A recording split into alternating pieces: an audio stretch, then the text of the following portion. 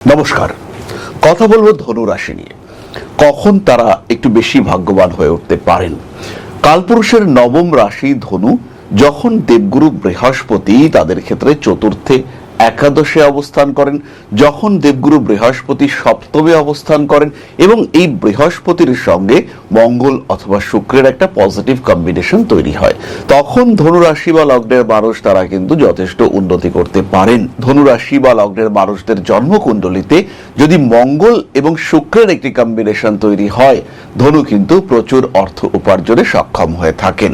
ধনুরাশি ধনুলগ্নের মানুষ বুধাদিত্য যোগে তারা কিন্তু প্রচুর উন্নতি করতে পারেন। স্পেশালি যারা ব্যবসা করছেন, যারা কর্মক্ষেত্রে অনেকটা উঁচু একটা পোস্টে রয়েছেন, যারা অনেককে নিয়ন্ত্রণ করেন, যে সমস্ত মানুষরা ভীষণভাবে সিস্টেমকে কন্ট্রোল করবার ক্ষমতা রাখেন, সেই সমস্ত মানুষ কিন্তু এই কম্বিনেশন কুণ্ডলিতে থাকলে প্রচুর উন্নতি করতে পারবেন। ধনুরাশি বা লগ্নের মানুষদের জন্মকুণ্ডলিতে গুরুচণ্ডাল যোগ, এটা অসাধারণ একটি যোগ।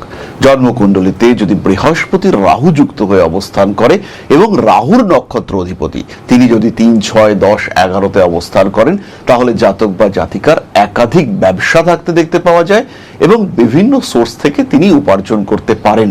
ফিনান্সিয়াল সেক্টরটা অস্বাভাবিক ভালো হতে দেখতে পাওয়া যায়।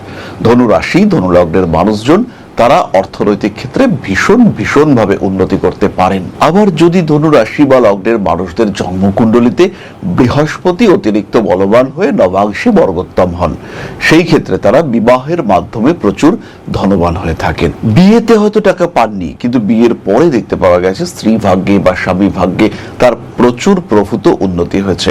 খুব সিম্পল ওয়েতে প্রচুর অর্থ উপার্জন করতে পেরেছেন বিয়ের পরে। ব্যবসাটা যেমন ছিল তো ছিল, কিন্তু বিয়ের পরে দেখা গেছে চড়চড়িয়ে উন্নতি হয়েছে। এটা আমরা দেখতে পাবো ধনুরাশি বা ধনুলগ্নের মানুষদের ক্ষেত্রে।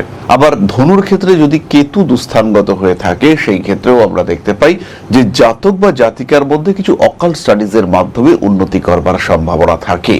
রবি বৃহস্পতি কম্বিনেশন ধনুর ক্ষেত্রে অসাধারণ একটি কম্বিনেশন। আবার ধনুর ক্ষেত্রে যদি চন্দ্র দুস্থানগত হয়, সেই ক্ষেত্রেও কিন্তু পজিটিভিটি সৃষ্টি হতে দেখতে পাওয়া যায়।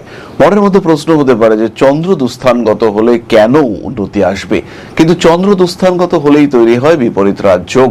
জাতক বা জাতিকা খুব সহজেই তাদের জীবনে ডেভেলপমেন্টের রাস্তা খুঁজে পান।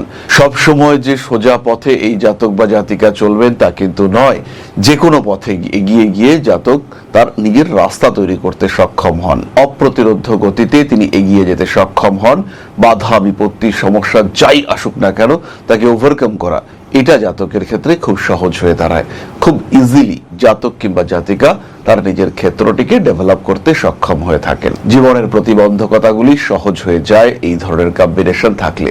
সুতরাং আপনি যদি ধনুরাশি বা লগ্নের জাতক হয়ে থাকেন, সেই ক্ষেত্রে জীবনযাত্রা কোন কোন কম্বিনেশনে আরেকটু বেটার হতে পারে তার একটা সাধারণ ধারণা আপনি পেলেন।